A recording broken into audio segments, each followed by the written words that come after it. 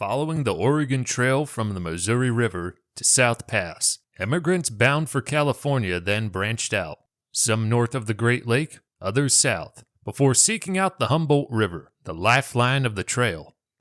On the desert approaches to the Sierra Nevada, routes again diverged, but all forced travelers to face risks and endure severe hardships. Now was the time when the pioneers' mettle would be tested in the furnace of the heat of the deserts and tempered in the freezing cold of the Sierra Nevada, the last barriers between them and their promised land, California.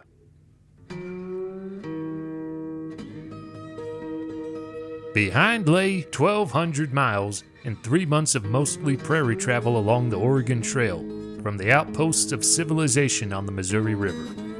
By the time they reached the departure points to California, just west of the South Pass on the Continental Divide in Wyoming, or near Fort Hall in Idaho, the trail had been taking a heavy toll.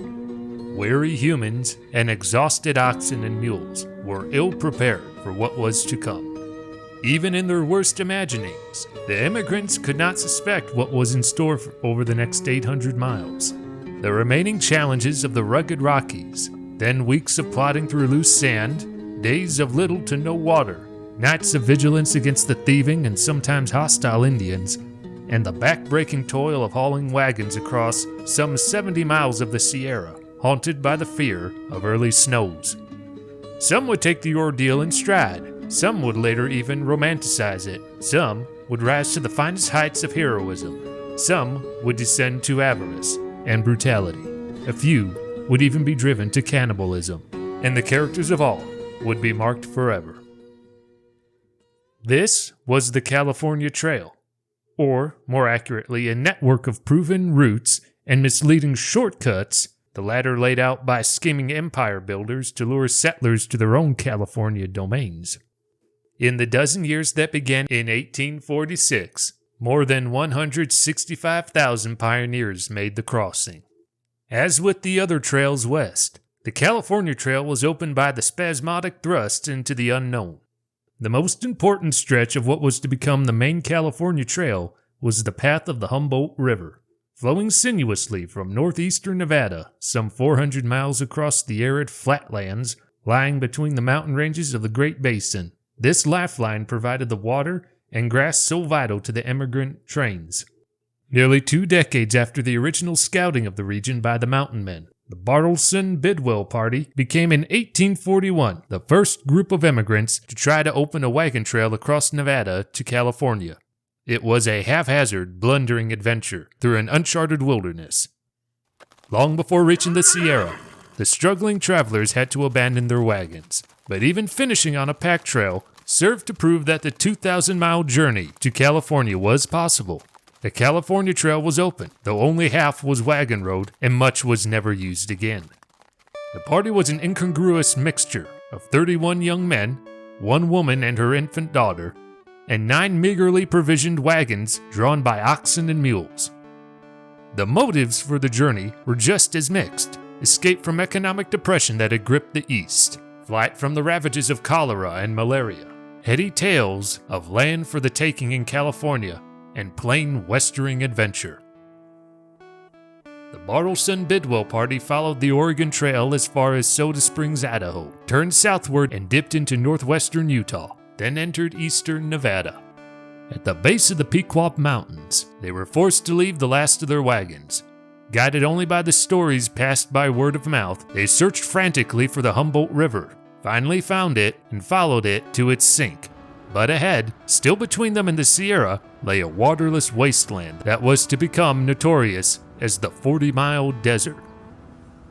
The ordeal seemed endless. The entire party was very nearly perished from starvation and lack of water. In the desert, they began to kill their oxen for food. Once safe in the Sierra, they found abundant water but little game. Crossing the summit of the Sonora Pass, they stumbled into a maze of canyons of the Stanislaus River. After their last ox, they ate mule meat until at last they reached the lush, game-filled San Joaquin Valley. On October 30th, 1841, the young woman, Nancy Kelsey, walked barefoot into Marsh's ranch carrying her baby. The Stevens Murphy Townsend Party set out from Missouri in March 1844, 2 years before the Donner Expedition. It comprised of 23 men, 8 women, and 15 children, all of whom managed to survive straits almost identical to those of the Donner Party. As far as the Rockies, the group had the guidance of old mountain man Caleb Greenwood, but Greenwood had traveled only a pack trail across the Sierra Nevada, and beyond Fort Hall, Idaho, he and the party simply followed wagon tracks of the mountain man, Joe Walker, who had broken the trail the year before. They fared reasonably well down some 360 miles of the Humboldt River lifeline. When they reached the 40-mile desert, they met an Indian named Truckee, who guided them west instead of south on Walker's path, to a grass-lined river with headwaters high in the Sierra. In appreciation, the pioneers named the river Truckee. Working their way upstream to what they called Truckee Meadows, the present site of Reno, they proceeded into the mountains. High canyon walls forced as many as 10 river crossings to advance a single mile. Some heavy snow buried the grass, but the oxen were saved when they came upon patches of tall reeds. Where the Truckee forked with the creek, the party split forces. The main group followed the creek, now called Donner, looking for a direct pass over the mountains. On horseback, the smaller unit, including 2 women, became the first whites known to have visited Lake Tahoe. The main party left 6 wagons under guard and continued with 5. Climbing a 1,000-foot granite slope, this included hauling wagons by chains and windlass up a 10-foot vertical wall. They advanced 10 miles and conquered what is now known as Donner Pass. 10 miles or so beyond, a snowstorm broke upon them. Martin Murphy's wife gave birth to a child. The men decided to build a cabin and leave the women and children, along with most of the food, before pushing on to Sutter's Fort, 85 miles away. After incredibly frustrating delays, including the impressment into Army service to fight Mexicans, the men returned 3 months later to collect those left behind. Although a few women and children had resort to eating hides before the rescue, everyone lived, including the newborn baby. Oregon-bound J.M. Shively did not equivocate about the human condition of those caught up in the westering process. Emigrants, quote, "will quarrel till the company will divide and subdivide. Let no man leave dependent on his best friend for anything, for if you do, you will certainly have a blowout before you get far." Unquote. His warning could only have served as prophecy for the Donner Party. The group was typical in most of the ways of wagon trains that headed west before the gold rush. It was composed of family units: the Donners, the Reeds, Breens, Eddies, Murphys, Wolfingers, Kessbergs, and their hired hands, plus a few lone men such as C.T. Stanton. Most of the husbands were rather well-off farmers or merchants. In addition to a family history of pioneering by some like the Donners, inspiration for the long journey to California lay in a book called The Emigrant's Guide to Oregon and California, written by Lansford W. Hastings, a young Ohio lawyer who had visited the Pacific Coast. The book caused a sensation east of the Missouri River. Hastings painted glowing visions of a California of the future, and the prospects of land, health, and wealth were so intoxicating that no one bothered to question his sincerity. As members of a huge party of emigrants, the Donner Party in 1846 traveled the main Oregon Trail across the Great Plains with comparative ease. Their misfortunes began when they separated from the main group at the Little Sandy River, 20 miles west of the South Pass, to take the Hastings route by way of Fort Bridger. This, claimed Hastings, who had just departed with another train, would reduce the distance to California by 300 to 400 miles. Mountain man Jim Bridger had a trading post at Fort Bridger. Virginia Reed, one of the survivors of the tragedy, wrote in later life that Bridger and his partner Vasquez, being employed by Hastings, sounded the praises of the new road, and that the 2 men assured the immigrants that the 45-mile desert south of the Great Salt Lake was, quote, "the only bad part," unquote. The Donners could not know that Hastings and Bridger had never tried out the shortcut with wagons. Numbering at this point 74 men, women, and children in 20 wagons, the party dutifully followed the week-old tracks of Hastings himself and 2 lead groups. Hastings, however, was lost much of the time, so the trail he left was long and circuitous. When the Donner Group reached the Wasatch Range, Virginia Reed recalled years later, quote, "There was absolutely no road, not even a trail," unquote. The axe-wielding men used up energy, tempers, and 15 days cutting through the 36 miles of heavily wooded terrain. When the party, now with 13 newcomers, had done so, it was only to find in northwestern Utah 100 miles of dry valleys, mountains, and glittering salt desert. They barely made it across in 9 days and several nights of arduous travel. Left behind were numerous wagons and lost cattle. Exhausted and frightened, they cursed Hastings and his lies. For 2 weeks more, they followed his tracks, which led the long way to the point on the Humboldt River, still 2 weeks from the 40-mile desert. Disaster began to follow disaster when the handsome, popular John Snyder beat his ox with the butt end of a whip.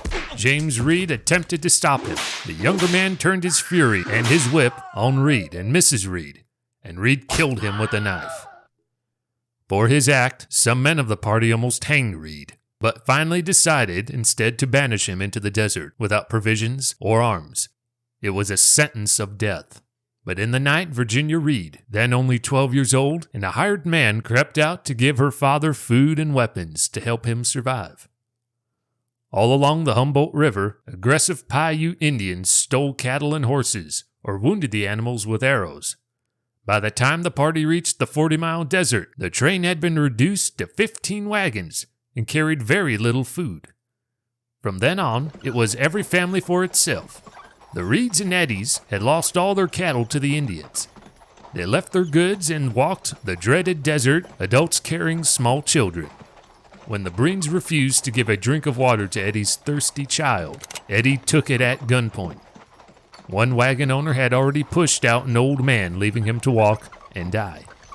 When the group reached the Truckee Meadows, there began a brief time of hope. Bachelor C.T. Stanton, who had been sent ahead to Sutter's fort, returned with 7 mules loaded with provisions, and 2 of Sutter's Indian cowboys. He also brought word that James Reed had made it through to California alive, and was trying to organize a relief expedition. By now it was late October, and the snow on the Sierra was portending an early winter, but the oxen were exhausted, and the Donner Party let them eat and rest 5 days at Truckee Meadows. Then, fording the icy stream repeatedly, the group climbed more than 50 miles to the granite-walled pass destined to take the Donner name. Deep snow stopped them. Near the lake below the pass, the 81 people, half of them children, took shelter in hastily thrown-up cabins and tents, even lean-tos and a brush wigwam. Snowed in, huddling in the bitter cold, they waited for the storm's end. It never really came. 6 times groups tried to escape. Only part of one succeeded in reaching, more dead than alive, a rancher's house after a month of extreme suffering. In the camp below the pass, Patrick Breen kept a diary, the only on-scene record of the tragedy that followed. It tells a story of mounting horror among the 66 left there. On November 20th, 1846, he wrote, quote, "We now have killed most part of our cattle," unquote.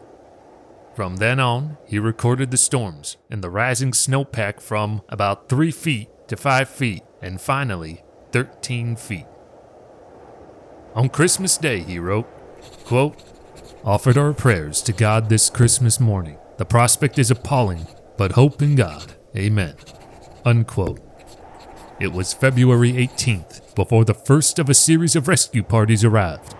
The final and total disintegration of the Donner Group, with each individual struggling to stay alive, is portrayed in simple sentences whose impact is chilling.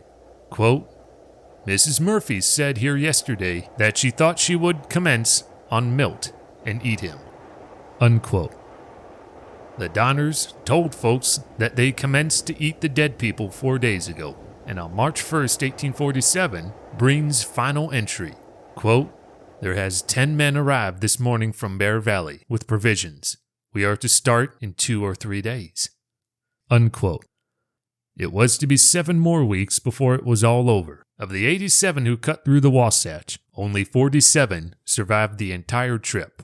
Words of 12-year-old Virginia Reed serve as epitaph to the fate of the Donner Party. They were contained in a letter to her cousin, written soon after her and her mother were reunited with her father in California. Quote, "Never take no cutoffs and hurry along as fast as you can." Unquote. After the Donner tragedy, until the madness of the gold rush, the Truckee River and Donner Pass were avoided by emigrants. In 1848, about 25 families went up the Carson River and over Carson Pass after meeting the Mormon Battalion veterans who had just opened the trail. 10 other wagons followed Peter Lassen on his Applegate shortcut from the Humboldt across northwestern Nevada. As with the Hastings cutoff, the Applegate-Lassen route had worse deserts than the 40-mile desert and was no shortcut at all. It was in fact longer to Sutter's Fort by 200 miles. Author-historian Sessions Wheeler points out that the original Applegate Road was intended as another way to Oregon. To lure emigrants to his ranch, aspiring empire builder Lassen told them his route would outflank the Sierra, then turn back south. Lost for 2 months, he and his party were saved by Oregonians on their way to the new gold fields. Lassen sent a false account to Eastern newspapers, and in 1849, immigrant leaders saw his ruts turning off the Humboldt and followed. By the time they realized how vast the wastelands were, hundreds of wagons were blindly following them. Back at the Humboldt turnoff, rumors solidified into a sign: only 110 miles to the diggings. About 8,000, or more than a third of that year's stream of emigrants, took that quote-unquote shortcut. They lived to regret it, if indeed they survived at all. Many lost everything, dropping their belongings along the roadside, which became one long junk pile.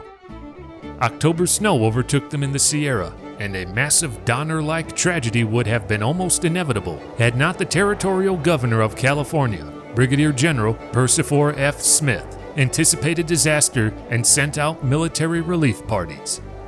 One of the many diarists of the Lassen Trail was Alonzo Delano of Illinois, who later became a California author of note. Delano railed against, quote, "false reports and misrepresentation. Instead of getting rid of a 45-mile sand plain, we had actually crossed the naked desert where it was 100 miles broad." Unquote. Delano also told of the howling of hungry wolves and constant Indians stealing of cattle and horses, or disabling of stock with stone-tipped arrows. Then came that meticulous, voluminous chronicler, J. Goldsboro Bruff, a District of Columbia cartographer and former West Pointer. His company of 66 men and 17 mule-drawn wagons was organized along military lines. From the turnoff to Black Rock Springs, some 50 miles, he recorded 511 dead oxen. The Black Rock Desert lies to the northeast of Pyramid Lake in northwestern Nevada. It is as barren as a moonscape, an almost perfectly level expanse of crusted white, sometimes salty clay silt. On its surface, heat waves create mirages of lakes, trees, and greenery. Despite these illusions, there is scarcely a blade of grass to break the starkness. The whole area is part of the ancient Lahontan lake bed, which also includes the Humboldt and Carson sinks. Surpassing this obstacle, they penetrated the High Rock Canyon, a knife-like passage between 200-foot reddish cliffs that in places almost appear to come together at their summits. Here the emigrants discovered deep caves where the Indians had lived, and where gold rush transients and others had chiseled their names or painted them in axle grease. It was here also that they rested before continuing the last couple hundreds of deadly miles to the gold country of California. In January of 1848, hired man James W. Marshall found gold in the trail race of John Sutter's sawmill on the South Fork of the American River. By 1849, the rush to California was on, and with it, the complexion of Western emigration changed. Family groups and neighbors westering together gave way to a glut of fortune seekers. Almost all men from every part of the United States and foreign lands as well. Historian Dale Morgan described it, quote, a more profound national experience than the gold rush, intimately invading as it did the life and society of every state would be difficult to name." Unquote. In 1849 alone, an estimate 22,500 travelers crowded the California Trail in a stream of wagons, handcarts, men on mules and horses, even men on foot. They were from all walks of life, scholars and professional men, as well as vagabonds and jailbirds. Within a year after, emigrant E. Gould Buffum arrived in 1848 and called it an untenanted plain. Within a few short months, Sacramento was transformed into a city of 12,000 souls. It was only the beginning. In the years ahead, towns and mining camps sprang up almost overnight along the length of the western Sierra Slope. Every potential gold-bearing stream was thronged with miners and the merchants who fed and equipped them. Some would find fortune and manage to keep it, others would squander it, and many would return penniless to their distant homes. But most would decide to follow other occupations and settle down in a California that only in 1846 had become part of the United States.